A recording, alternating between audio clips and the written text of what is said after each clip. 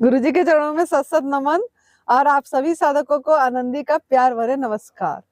इसका नाम साध्वी आनंदी माँ है। इसका फोन नंबर है 8219172304। सुरेश बेटा का फोन नंबर है 9729018002। तो हमारे पास आप देख सकते हैं बैठे हैं सुरेश मलिक जी, जो 4 स्टेज कैंसर से अपना विजय प्राप्त किए हैं और वो भी एडवांस न्यू डाइट सिस्टम अपना के।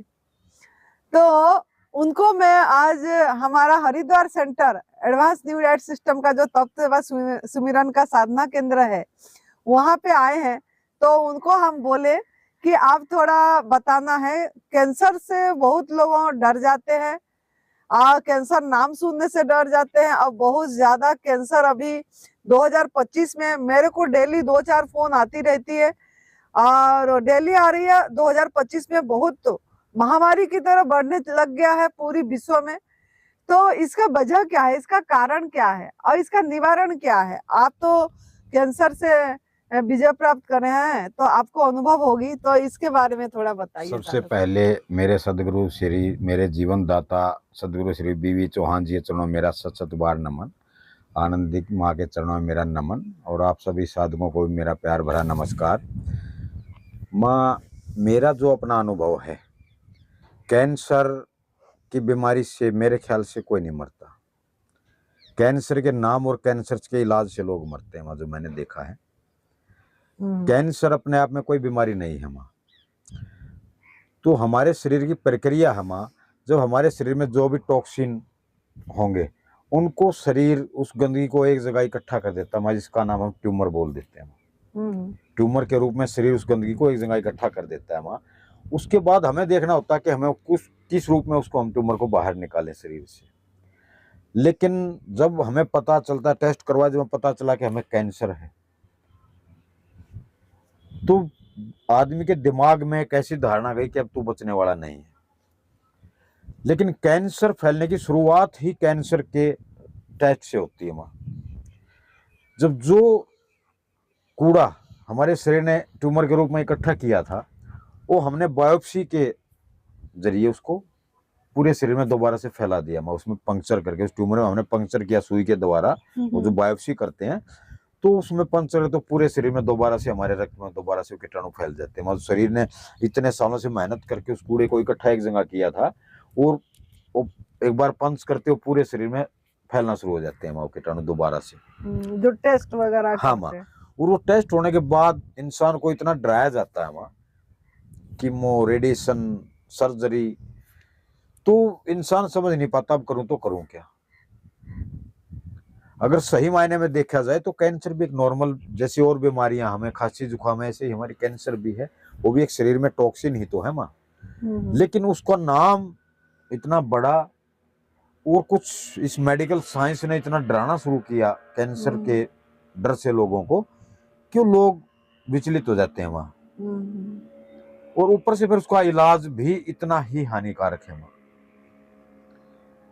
कीमो सबसे पहले जो पहले बताया मैंने, बायोप्सी, वो भी एक दर्द का ही टेस्ट है माँ। पेट स्कैन भी करते हैं बेटा? हाँ, पेट स्कैन में भी शरीर में केमिकल डाल के एक एक्सरे टाइप ही होता है माँ। वो भी शरीर में केमिकल डाला जाता है, उसके बाद शरीर के फोटो लिए जाते हैं माँ। वो भी एक जहर ही हमारे शरीर में डाला जाता है। और उसके बाद जो कीमो शुरू की जाती है माँ, वो भी एक जहरीली ही प्रक्रिया है, मेरा जो अपना अनुभव है। क्योंकि मैंने बहुत सारे लोगों को कीमो करवाते हुए देखा है और कीमो के बाद उनकी हालत भी देखी है और कीमो के बाद उनको तड़प तड़प के मरते हुए भी देखा है। सिर के बाल, पलकों के बाल, मतलब पूरे शरीर से बाल भी चले जाते हैं उस कीमो के बाद में। शरीर आदमी का सूख जाता है वहां पूरा। जीभ का स्वाद हमारा बदल जाता है, मुंह का स्वाद वहां खट्टा मीठा कड़वा मीठा, उसको कुछ भी टेस्ट का पता ही नहीं होता वहां कीमो के बाद में। तो मेरा जो अपना अनुभव है माँ, जब हमें थोड़ा सा भी एहसास हुआ कि हमें कैंसर हुआ है, तो हमें उसको अपने शरीर के सही तरीके से उसको हमें निकालना चाहिए शरीर से, ना कि एलोपैथी। मैंने बहुत सारे ऐसे केसेस देखे माँ, मेरे अपने परिवार में भी इतनी मौतें कैंसर से हुई हैं मेरे आगे, जो मैंने देखा है कि उनको मेडिकल साइंस में जाके वो कभी ठीक नहीं हो पाए और मरते टाइम उनकी बड़ी दुर्दशा थी माँ। खाना पीना बंद हुआ, गले से नीचे सभी को कीमो सिकाई के बाद में उनके गले से नीचे कुछ भी उतरना बंद हुआ। और मतलब एक माँ वो लाइफ मैंने देखी है उन लोगों की, पूछो मत, मुझे आज भी रोना आता है वो देख के कि वो बड़ा मुश्किल से उनके सांस पूरे हुए हैं वहाँ, एक किस्म से तड़प तड़प के उनकी जिंदगी गई है वहाँ, मौत हुई है। तो मेरे हिसाब से तो ये कोई इलाज मैं इसको नहीं मानता। उससे तो अच्छा है जितने दिन जिए बिना उस इलाज के ही जी पाए तो अच्छा है। तो पैट स्कैन करने के बाद भी क्या बढ़ जाती है? जैसे कोई कोई बायोप्सी ना करके पैट स्कैन करते हैं, माँ पैट स्कैन तो एक उसमें बाद भी की क्या बात है। बढ़ती है? माँ पैट स्कैन तो एक अच्छा, बाद की पहले बात है, बायोप्सी करते ही हैं। एक पहले बायोप्सी के बाद पैट स्कैन करते हैं। लेकिन मैं आपको एक उदाहरण दे दूं, एक नॉर्मल एक्सरा जिसको बोलते हैं माँ, वो एक्सरा जब करते हैं हमारा, तो देखो हमारा तो कपड़े निकलवा के उस मशीन के नीचे लेटाया जाता है माँ, विकिरणों के नीचे। और वो एक्सरा करने वाला जो होता है ना माँ, वो देखो सबसे पहले तो जैकेट पहने होता हो, शीशा होता है उस जैकेट के अंदर माँ, और फिर वो दूसरा एक शीशे के पीछे जाके खड़ा होता है माँ जो उस मशीन को चलाता हो। और हम कहाँ होते हैं? उस किरणों के नीचे सीधे लेटे होते हैं माँ, हमारे कपड़े भी निकलवा दिए जाते हैं माँ। तो सोचो उसका कितना साइड इफेक्ट हमारे शरीर पे जाता हो।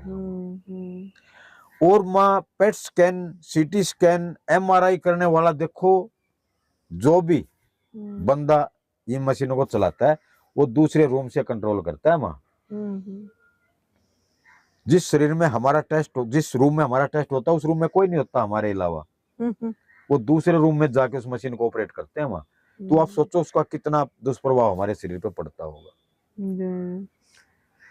तो एलोपैथी, होम्योपैथी, आयुर्वेदिक किसी में भी मतलब ये नहीं है इसका, ये आयुर्वेदिक का भी बहुत जाते हैं लोग ना, होम्योपैथी भी जाते हैं। माँ मेरा जो अपना अनुभव रहा, मैंने पहले मेडिकल में भी दवाइयाँ ली, कीमो मेडिसिन तो मैंने नहीं करवाई कैंसर के लिए, क्योंकि मैंने अपने खुद परिवारजनों को ही कीमो में जाने के बाद उनका हाल देखे थे, तो तक मैं नहीं पहुंचा। मेडिकल से इलाज करने के बाद मैं अपना इसमें आयुर्वेद में जाना शुरू किया, कहीं हिमाचल में, कहीं ऋषिकेश में, तो कहीं धर्मशाला में, तो कहीं राजस्थान में भीलवाड़ा। तो हर जगह से मैंने देसी दवाइयां भी, आयुर्वेदिक दवाइयां भी ली मां, लेकिन कोई रिजल्ट मुझे उसका नहीं मिला। लास्ट में जब मुझे रास्ता मिला ANDS का, और वो भी धन्यवाद दूंगा उस कोरोना को मां। कोरोना काल था, सभी कुछ सीज पड़ा था, और जो भीलवाड़ा सेंटर था जिससे मैं कैंसर की दवाई लेके आया था वो भी इस समय पे सील था। मैं मुझे दवाई लेने जाना था, मैंने फोन किया तो उन्होंने मना कर दिया कि हमारा सेंटर सील है, अब हम दवाई नहीं, ऑनलाइन भी नहीं भेज सकते। तो उसी दौरान मुझे वहाँ गुरुजी का नंबर, लोटे लोटे गुरुजी का वीडियो मुझे मिला, उसमें गुरुजी का नंबर मिला, तो मैंने गुरुजी से बातें की। तो गुरुजी ने मुझे समझाया ANDS के बारे में। 8 दिन तक रात रात भर जाके गुरुजी ने मुझे समझाया वहाँ फोन पे। उसके बाद 28 अप्रैल 2020 से मैंने शुरू किया था वहाँ ANDS। आप दवाई लेते थे? हाँ, उससे पहले मैं दवाई, माँ बताया था, भीलवाड़ा राजस्थान से 1 महीने की दवाई लेके आया था। नींद आती थी आपको? नहीं, उससे पहले तो मेरा बुरा हाल इतना था कि PGI से जब मैं ट्रीटमेंट मेरा चला था, कमर दर्द से मेरी शुरुआत हुई थी माँ उसमें। तो होते होते पूरे शरीर में कैंसर फैलता गया था। लेकिन लास्ट में मेरा स्टेज ये था माँ कि मैं ना तो हिल पाया करता बेड से, 1.5 महीने से तो तकरीबन बेड रिडन था माँ। खाना पीना मेरा बंद हो चुका था उस टाइम पे माँ। और दवाइयाँ समझो पेन किलर 10-10 एक दिन के लिए लिया करता मैं, 2-2, 3-3 एक बार, हर घंटे में 2-3 पेन किलर लिया करता मैं, लेकिन कोई रिलीफ नहीं था उनसे। और रात को सोने से पहले 2 गोली से मैंने शुरुआत की, 10 गोलियों पे मेरी लिमिट जा चुकी थी। 10-10 गोलियां लेने के बाद भी मुझे नींद नहीं आई थी। जब मैंने गुरुजी से बात की थी तो उस टाइम 1 हफ्ता मुझे सोए हुए हुआ था माँ। अच्छा, 1 हफ्ता सोए ही नहीं थे? हाँ माँ। तो मैंने गुरुजी को बताया कि गुरुजी यही हालात है मेरी, अब तो बस सुसाइड के अलावा कोई रास्ता बचा नहीं है। और 10-10 गोलियां मैं पूरे दिन में पेन किलर लेता हूँ, 10 गोलियां रात को सोते टाइम नींद गई तो नींद भी नहीं है। तो गुरुजी ने सबसे पहले तो वही बताया मुझे माँ कि बेटा जब इन दवाइयों से आपको आराम नहीं है, पेन किलर खाने से पेन में रिलीफ नहीं है, नींद की दवाई खाने से नींद नहीं है, तो फिर इनको क्यों शरीर में डालते हो, सबसे पहले इनको फेंको। तो गुरुजी ने जब ANDS के बारे में बताना शुरू किया तो मैंने भी थोड़ा सा उपवास उड़ाया था माँ गुरुजी का कि ऐसा भूखे मरने से क्या कोई ठीक थोड़ा ही होता है। लेकिन मेरा एक वो था माँ कि मुझे तो एक रास्ता तो चुनना ही था, जिंदगी या मौत। तो मुझे विश्वास जरूर था कि इस बहुत डाइट दो। पे जाके जिंदगी अगर ना मिली तो मौत तो निश्चित है ही, भूखा रहने से मौत तो मिल ही जानी है। लेकिन वो गुरुजी का आशीर्वाद समझो, या मुझे पुनर्जन्म मिलना था माँ, भगवान का आशीर्वाद समझो कि मैं 11 दिन का लगातार निर्जला उपवास मैंने किया, और 11वें दिन मुझे समझो नया जीवन मिला था माँ। मौत के आखिरी चरण से मैं वापसी आया था, तो उस दिन से आज तक मैंने पीछे मुड़ के नहीं देखा माँ। ना उस दिन के बाद से मैं कैंसर को कुछ माना है। एनिमा भी करते थे उस टाइम? एनिमा माँ पूरा दिन लगभग समझो 12 बार 14 बार 15 बार मेरा आधे से ज्यादा दिन एनिमा में ही जाया करता, आधे से ज्यादा समय मेरा माँ दिन का।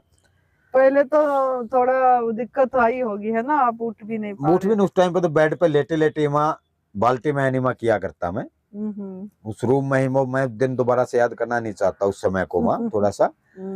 तो कहने का मतलब ये है माँ के ANDS ही मुझे एक ऐसा रास्ता मिला जो जिसमें रह के आदमी अपनी हर बीमारी को हरा सकता है माँ। फिर आपने मतलब उपवास को आगे बढ़ाए भी थे? हाँ, 11 दिन का निर्जला उपवास जो मैंने किया था माँ, तो तभी उस दिन गुरुजी ने बोल दिया था कि अब तुम अपने रास्ते पे खुद चलो, मुझे जो आपको बताना था वो बता दिया है, आगे आप अपना रास्ता खुद चुनो। अब जिंदगी आपकी किस ओर लेके जाएंगे, लोगों की सेवा में लगाएंगे या अपने स्वार्थ के लिए जिएंगे, ठीक होंगे ना होंगे मेरा इससे कोई वो नहीं है। मैंने जो आपको बताना था वो बता दिया है, अब आपका खुद का निर्णय होगा। तो उसके बाद में मैंने हफ्ते में 4 दिन निर्जला उपवास रखना शुरू किया लगातार, और 3 दिन मांसाहार पे रहा मैं, जिसमें 2 जूस मेरे हुआ करते। पहला डिटॉक्स जूस खीरा करेला टमाटर का मेरा प्रिय जूस आज भी है, और दूसरा कोई भी सीजनली जूस हुआ, जैसे गाजर टमाटर चुकंदर का हुआ, खीरा टमाटर पालक का हुआ, लेकिन तकरीबन सब्जी का ही जूस में लिया करता था, क्योंकि फ्रूट्स मुझे बचपन से खाने की आदत नहीं थी वहाँ। तो 6 महीने लगभग मेरे 2 जूस पे ही निकले हैं वहाँ, और उसमें बीच में 4 दिन का निर्जला हुआ करता, हफ्ते में 3 दिन जूस पे रहा करता। 6 महीने के बाद वहाँ मैंने शुरू किया हफ्ते में 3 दिन निर्जला 4 दिन जूस माँ, और उसके बाद शाम को थोड़ा सा सलाद लेना मैंने शुरू किया था माँ 6 महीने के बाद, जिसमें सलाद भी मैं कच्ची लौकी, खीरा अपना, टमाटर, कच्चा करेला, कच्चा आलू, यही मेरी सलाद में हुआ करता माँ। किसी दिन कच्चा आलू, एक अपना कच्चा आलू खाया, किसी दिन एक खीरा खा लिया, किसी दिन एक लौकी आदि कच्ची खा ली, किसी दिन पालक और टमाटर खा लिया, यही मेरा सलाद भी हुआ करता माँ। तो आपने ऐसे 4 दिन निर्जला 3 दिन जूस ऐसे 6 महीना करे कि कितना? 6 महीना माँ, 6 महीने के बाद 3 दिन निर्जला और 4 दिन जूस पर, शाम को माँ थोड़ा सा अपना सलाद माँ। बहुत तप करे आपने, मतलब तो आपने तप के टाइम सेवा भी करे है ना अपनी, शुरू भी? हाँ, सेवा तो माँ 8 दिन गुरुजी ने मुझे समझाया था, 20 अप्रैल से 28 अप्रैल 2020 तक गुरुजी ने जो मुझे समझाया था वो तप सेवा सुमरन के बारे में ही समझाया था माँ, कि सबसे पहले बेटा तप तो यही हुआ कि हमें अपने शरीर से व्याधियों को निकालने के लिए तप करना होगा, और सेवा यही कि जो फायदा हमें हुआ वो दूसरों को भी हम बांटना शुरू करें, वो सेवा में जाएगा। तो मैंने उसी टाइम पे माँ, जब मुझे 1 महीना करते हुए हुआ था ANDS, उस टाइम मैंने ग्रुप बनाया था माँ, तो उसमें 45 कैंसर पेशेंट मेरे से जुड़े थे माँ, और उसी में मेरा समय भी व्यतीत हो जाया करता। मैं उनको अपना पूरा दिन भर उनके फोन आना, उनको बताना, और मेरा शुरू से ही रहा माँ, मैंने उसी दिन बोल दिया था कि 24 घंटे मेरा फोन खुला रहेगा, वो किसी भी टाइम कोई भी साधक मुझे फोन कर सकता है माँ। तो वही समय मेरा बड़ा 8 महीने का मेरा बड़ा अच्छा समय व्यतीत हुआ साधकों के साथ में माँ। बहुत बढ़िया। तो आपका क्या बोलना है, कैंसर क्या खाली मतलब गलत आहार के कारण आता है कि और भी कुछ रीजन है? नहीं, इसमें मैं देखो, मैं कहूँ कि गलत आहार के कारण कैंसर आया वो बिल्कुल एक सही बात है, क्योंकि फिर उसमें लोग पूछने लगते हैं कि आज के दिन पैदा होते बच्चे को भी कैंसर ट्यूमर है, वो कहाँ से आया?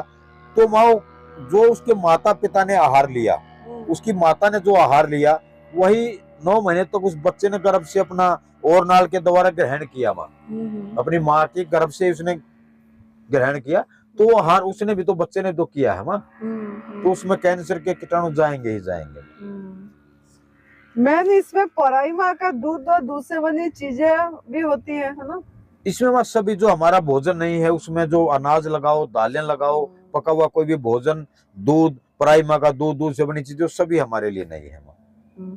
नहीं, मेरे बोलने का मतलब इसके साथ और भी मैं जो देखती हूँ, जो माइंड में भी मेंटली भी जिनका रिलेशन ठीक नहीं है या कुछ दवा के रख रखे हैं अंदर, तो वो भी रीजन होती है बेटा।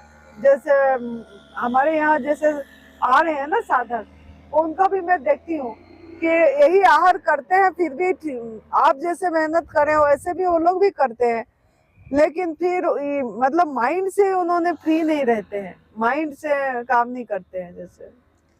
माँ ये सारा हमारे उस खाने का ही तो है। जब हम खाना अपने शरीर में जो हमारा शुद्ध खाना हो डालेंगे तो हमारे विचार भी शुद्ध होंगे। जैसा अन्न वैसा मन मा, जैसा मन वैसा तन मा, ये तो गुरुजी हमेशा बताते हैं। तो सारा उस खाने के ही ऊपर निर्भर करता है कि हमने कैसा भोजन किया, तो उसी हिसाब से हमारा विचार भी होगा, उसी हिसाब से हमारा व्यवहार भी होगा माँ। नहीं नहीं, आप नहीं समझे।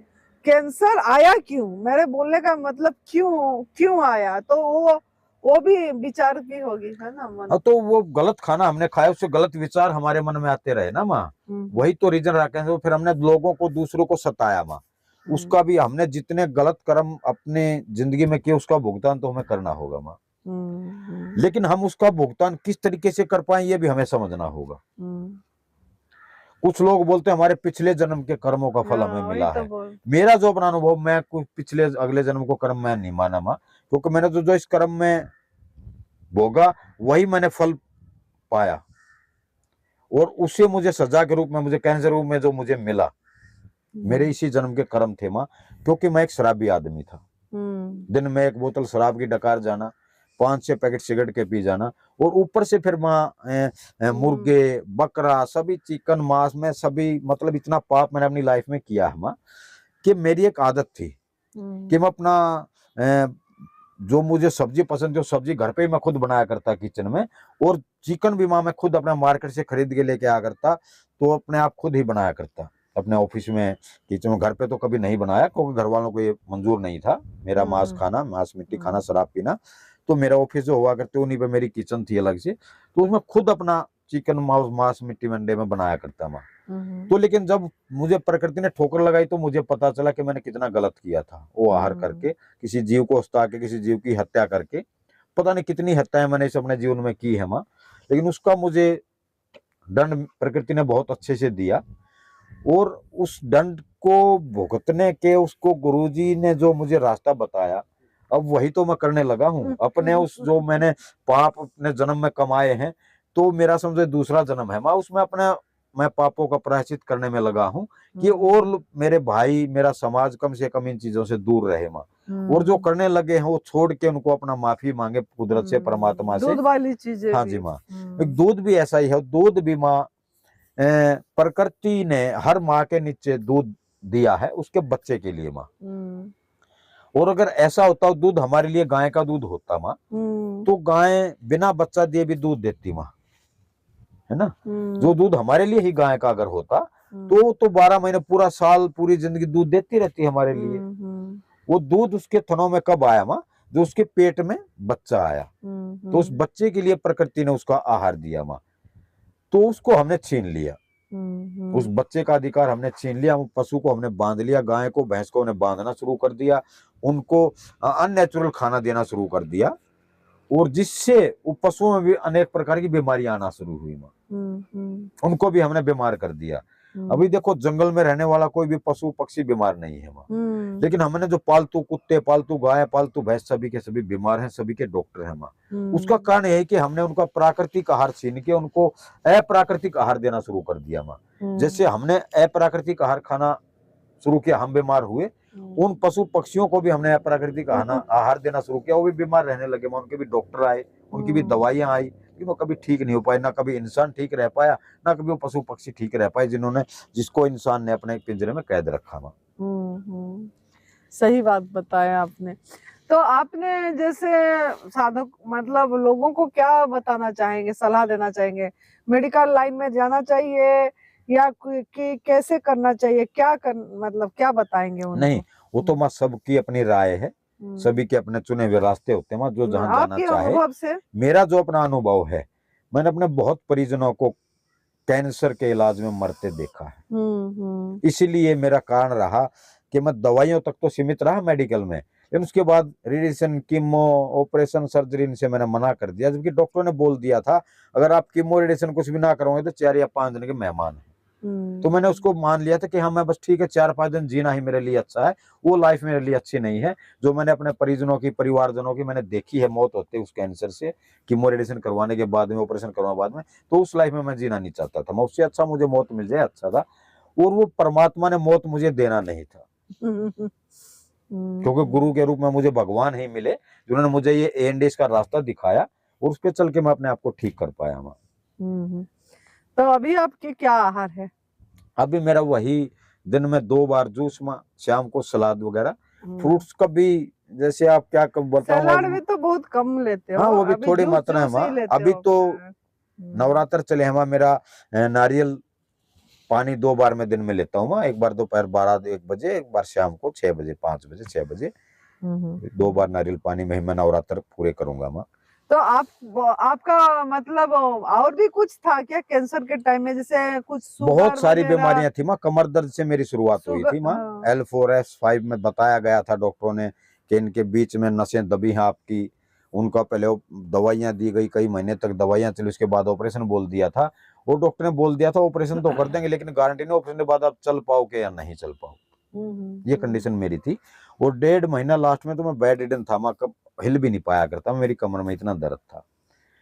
और जब वो गले में दर्द होना शुरू हुआ तो टेस्ट करवाने शुरू की, तो पता चला कि पूरे शरीर में कैंसर है। पहले फूड पाइप में, गले में कैंसर का पता चला, फिर पेट में लाइफोमा की गांठें थी उसका पता चला, फिर ब्रेन तक मेरी नसें ब्लॉक होना शुरू हुई थी माँ। रात को सोते सोते मेरी नसें ब्लॉक हो जाती थी और सिर में दर्द इतना कि सिर फटने को हो जाया करता माँ। तो सीटी हेड करवाया तो पता चला मेरी नसें ब्लॉक हो चुकी है माँ, सिर की काफी सारे नसें ब्लॉक हैं। तो वो खुल भी अपने आप जाया करती माँ। देखो ये भी एक पता नहीं क्या कुदरत का वो था, आज एक नस ब्लॉक है, कल रात को खुल गई दूसरी ब्लॉक हुई, वो खुल गई तीसरी ब्लॉक हुई। मतलब ऐसा मेरे साथ इतने बड़े वो हुए हैं चमत्कार कि पूछो मत। लेकिन जब से मैंने ये गुरुजी का रास्ता अपनाया तो धीरे धीरे करके सब भी चले गए। शुगर मेरी 600 तक थी। अच्छा। जिस टाइम में मैं मेडिकल ट्रीटमेंट था मेरी शुगर 600 थी माँ। तो एक हमारा हुआ करता, उसका नाम मैं बता नहीं पाऊंगा, थोड़ा सा आचार्य जी अपना पंचकुला में वो बैठे थे उस टाइम पे, एक दिव्या किट के नाम पे दवाइयां बेचा करते वो लोग, कि 5 रुपए की गोली शुगर की दिया करते माँ। तो मैंने उनसे वो किट मंगवाई। मेरी शुगर उस टाइम पे 250 थी माँ। तो दवाई खाने के बाद मेरी शुगर 600 तक चली गई माँ। अखबार पढ़ना मेरा बंद, बुक्स पढ़ना बंद, टीवी देखते देखते आंखों में पानी आ जाना, धुंधलापन मेरी आंखों सामने आता था, आदमी को पहचान नहीं पाया करता माँ। ये मेरा हाल था। और जब से मैंने गुरुजी का एएनडीएस का सिस्टम शुरू किया, इस रास्ते पे मैं आया, सबसे पहले मेरी शुगर का पता ही नहीं चला माँ कहाँ चली गई। उस कमर दर्द का 11वें दिन मुझे पता ही नहीं था कि मेरी कमर में दर्द था कभी। तो इसमें तो इतना जादू है माँ करने वाले के लिए, और ना करने वाले के तो माँ बहुत बड़ा पहाड़ है। जिसको नहीं करना, बहाने बनाने हैं, उसके लिए तो बहुत बड़ा पहाड़ है। और करने वाले के लिए एएनडीएस एक जादू से कम नहीं है माँ। वेट भी कम हुआ, अब कमजोरी भी नहीं लगती आपको? हाँ, वजन तो मैंने बताया ना, जैसा मेरा आहार था वैसा ही मेरा वजन था। मांस मिट्टी मैंने खाया, शराब मैंने पी, तो मेरा वजन 112 केजी गेंडे जैसा मेरा वजन था माँ। और जब एनडीएस पे रहते रहते मेरा वजन 42 केजी तक आया था माँ। और अभी मेरा वजन 62 और 65 किलो के बीच में रहता है माँ। 62 और 65 के बीच में रहता है माँ। बहुत बढ़िया, बहुत बढ़िया। बहुत लोगों को आपका ये में से बहुत प्रेरणा मिलती है और कर भी रहे हैं लोग। ऐसे एडवांस न्यू डाइट सिस्टम पे अपना भी रहे हैं, ठीक भी हो गया आपकी निगरानी में। आपका जो निशुल्क सेवा का भाव है कि मेरे को नई जिंदगी मिली तो मैं निशुल्क और निस्वार्थ सेवा करूंगा, यही कारण है, यही वजह है जो आप आज इतनी मतलब मजबूत बन पाए, है ना? माँ मैं साधकों को बताना चाहूंगा, मैं किसी अमीर घराने से नहीं हूं, मैं तो बिल्कुल एक गरीब घर का किसान का बेटा था। और जिस समय मैं बीमार था उस समय सबसे मेन कारण मेरा यही रहा ठीक होने का कि मेरे पास पैसे नहीं थे माँ इलाज के लिए। अगर मेरे पास पैसे होते तो शायद मैं भी इन डॉक्टरों के चक्कर में लगा रहता, ऑपरेशन करवा लेता, सर्जरी करवाता। लेकिन वो एक रीजन मेरा ये भी रहा कि मेरे पास पैसे नहीं थे इलाज के लिए। तो मैं ऐसे यूट्यूब पर ढूंढते ढूंढते मुझे गुरुजी का चैनल मिला था और गुरुजी से बातें हुई थी माँ मेरी। बहुत बढ़िया। जो दूसरा ये फ्री का जो बताऊं मां, निःशुल्क मेरी औकात नहीं, मैं निःशुल्क किसी के लिए कुछ कर पाऊं मां, लेकिन अपना तन और मन से तो मैं करता हूं, लेकिन धन से मैं निःशुल्क नहीं कर पाता कभी भी, क्योंकि मेरे पास धन नहीं है। वो तो सब ईश्वर के भेजे हुए दूत हैं जो मेरे से हाथों से करवाना चाहते हैं मां। ऐसे लोगों ने का कोई सहयोग करते हैं जो यहाँ 2 सेंटर में निःशुल्क हो पाती है। हिमाचल प्रदेश देवभूमि तपोभूमि दिव्याशीष परम सुख आश्रम सुंदरनगर मंडी डिस्ट्रिक्ट में ANDS तप सेवा सुमिरन साधना केंद्र है, और हरिद्वार में भी शुरू हो गई है ANDS तप सेवा सुमिरन साधना केंद्र। इधर भी दोनों सेंटर चलती निःशुल्क है, लेकिन वही की बात सही बात है ना, मैं कमाने जाती हूँ ना बैठा जाता है, लोगों का दिया हुआ लोगों के ये में लगती है, तो लोगों ने ही देते हैं तो होती है, फिर आगे फिर वो लोग देते हैं फिर होती है, इस तरीके से होती है। नहीं तो निःशुल्क मतलब बिना पैसे से तो कुछ भी नहीं आती है, सब चीज पैसे से ही आती है। मैं बताना चाहूंगा, एक हंसी की बात भी है और उसमें बहुत राज भी गहरा छिपा है कि एक होटल के ऊपर लिखा था कि आप फ्री में खाना खाइए, बिल आपका पोता देगा। तो कोई मेरे जैसा अपना गांव का जमींदार था, गंगा जी नहाने गया था, उसने देखा कि वो यार फ्री खाना, बिल तो पोते को भरना, चल जाके मां अंदर अच्छा मटर पनीर शाही पनीर बड़े बड़े ऑर्डर लगाए उसने खाने के, और भरपेट खाना खाया। और जब वो उठ के चलने लगा तो वेटर आया, मां रुको भाई बिल तो देते जाओ। कि जी बिल किस बात का, यहाँ बाहर लिखा तो है आप खाना फ्री खाइए, बिल आपका पोता देगा। तो जी उस वेटर ने बताया मां कि मैं भी तो वही बात कहने चला हूँ जी, ये आपका बिल थोड़ा ही है, ये तो आपके दादा ने खाया था उसका बिल है। तो वही बात हमारे सेंटरों पे हम यहाँ, जब दादा आता तो उसके पोते ने बिल भर दिया, उसका पोता आता तो उसका दादा भर देगा माँ। तो इसी हिसाब से हमारे सेंटर चले हैं, ईश्वर की इच्छा से।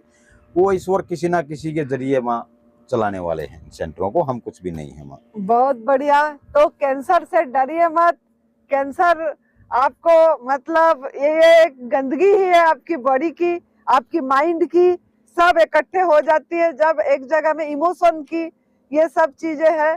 तो आप भोजन परिवर्तन करके, सेवा करके, सिमरन करके आप अपने को सही कर सकते हैं। ध्यान करके सिमरन में अपने आप पे, ध्यान का मतलब अपने साथ रहना, अपने को प्यार करना, अपने को हर समय खुश रखना, ये सब चीजें होती है। तो खुद का खुद से प्यार हो जाए तो इस तरीका का हो सकेगा। साधकों को बताना चाहूंगा माँ कि बहुत सारे साधक ऐसे हैं जिन्होंने कैंसर को एडवांस न्यूराइट सिस्टम अपना करके हराया है जी।